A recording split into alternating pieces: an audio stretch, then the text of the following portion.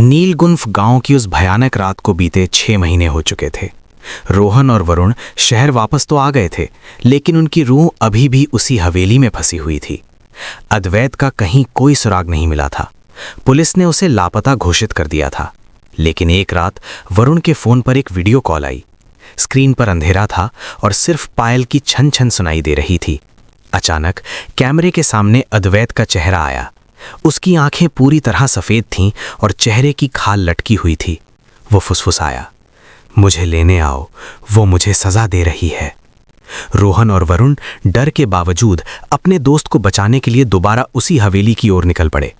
इस बार उनके साथ तांत्रिक बाबा अमरनाथ थे, जिन्हें इस रूहानी दुनिया का ज्ञान था।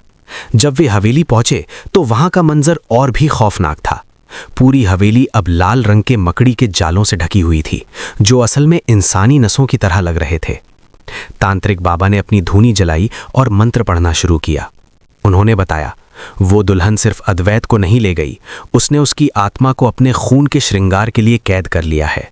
वो हर रात अद्वैत के शरीर से रक्त निकालती है ताकि उसकी रूह जवान दिख सके। वे हवेली के उस गुप्त तहखाने की ओर बढ़े, जिसका रास्ता एक पुराने आदमकद आईने के पीछे से जाता था।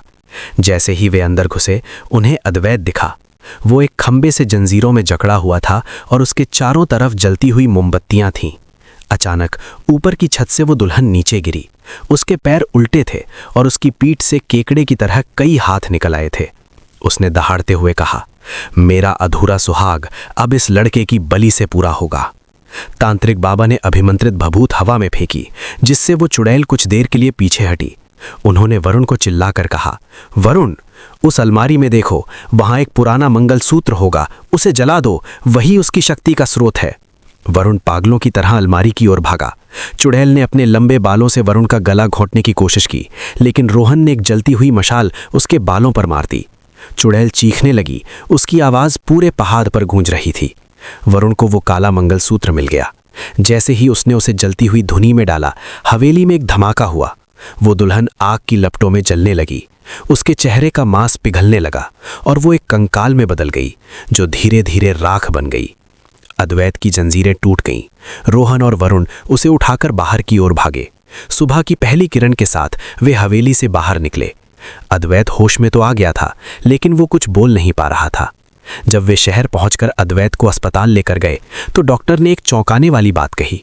डॉक्टर ने बताया, इसके शरीर में खून की एक भी बूंद नहीं है, फिर भी ये जिंदा कैसे है। उसी रात जब वरुण ने अद्वैत के कमरे में झांका तो उसने देखा कि अद्वैत आईने के सामने बैठकर लाल सिंदूर से अपनी मांग भर रहा था और धीमी आवाज में वही पायल की धुन गुनगुना रहा था।